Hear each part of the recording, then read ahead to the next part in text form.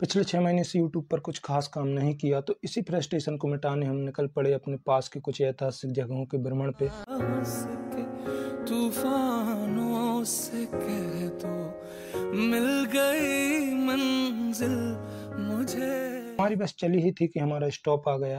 इधर से हमें पैदल चलना था। फुटपाथ पर चलते हुए हम हमारे डेवलप भारत का फील ले रहे थे कि तभी मुझे दिखी मेरी कॉलेज की क्रश। बट मेरे फ्रस्ट्रेशन को डिप्रेशन में ना बदल दे, इसलिए आई इग्नोर्ड हर।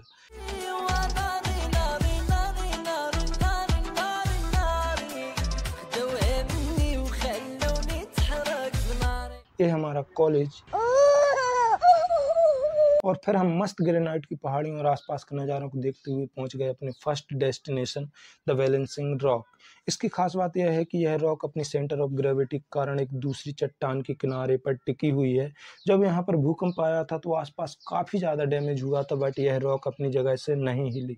नहीं, मैं नहीं मानता। सेंटर ऑफ ग्रेविटी किसी भी ऑब्जेक्ट का वह पॉइंट होता है जहां पर उस ऑब्जेक्ट या बॉडी का टोटल वेट एक्ट करता है। उस पॉइंट पर वह ऑब्जेक्ट एक सुई की नोक की बराबर जगह पर भी बैलेंस हो सकता है। उसके बाद हम निकल पड़े खूबसूरत वादियों के बीच अपनी अगली डेस्टिनेशन के लिए। यह है ऐतिहासिक मदन महल फोर्ट का बोर्ड, जहाँ पर हम इसके बाद जाने वाले हैं। हम पहुंचे फेमस मसादा टेम्पल। सावन के महीने में यहाँ पर काफ़ी ज़्यादा भीड़ होती है।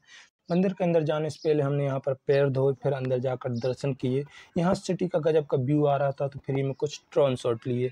यह राधा कृष्ण जी का मंदिर, और बाकी जगह दर्शन करने के बाद हम बाहर निकले तो हमें दिखा सामने हमारे हनुमान जी का मंदिर। वहाँ पर हमने दर्शन किए और लौटते समय हमें दिखी ये 4 छल्ले वाली कार।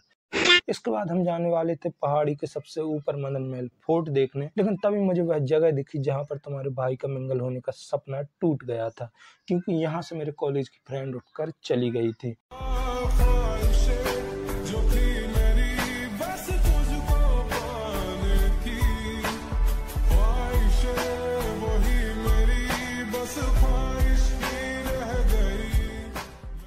फिर मुझे मिला चट्टान पर कुछ सीक्रेट मैसेज। मुझे समझ तो नहीं आया, लेकिन एक खूबसूरत सा व्यू पॉइंट था जहाँ से मैंने अपने कॉलेज के फ्री ड्रोन शॉट लिए। रास्ते में हमें पड़ी भोलेनाथ जी की एक गुफा, जहाँ पर हमने दर्शन किए, शंकर जी और पार्वती जी का आशीर्वाद लिया। इस मंदिर की खास बात यह है कि यह पूरा भारी भारी चट्टानों से अपने आप बना है। चारों तरफ बड़ी बड़ी चट्टान है, जिसके ऊपर एक भारी सी चट्टान है, इसी से उसकी छत बनी हुई है। यहाँ पर एक गैलरी है जहाँ से आसपास का मस्त व्यू नज़र आता है। यहाँ से हमारा कॉलेज क्लियर दिख रहा था, इसलिए हमने फिर से कुछ फ्री ड्रोन शॉट लिए। ये है टीवी टावर, जिसकी हाइट है 738 फीट, माउंट एवरेस्ट से भी ऊंची। What? इतना गलत कैसे हो सकता है भाई? भोले बाबा जी का आशीर्वाद लेने के बाद हम वापस निकल पड़े अपने सफर पर। लेकिन एक सेकंड,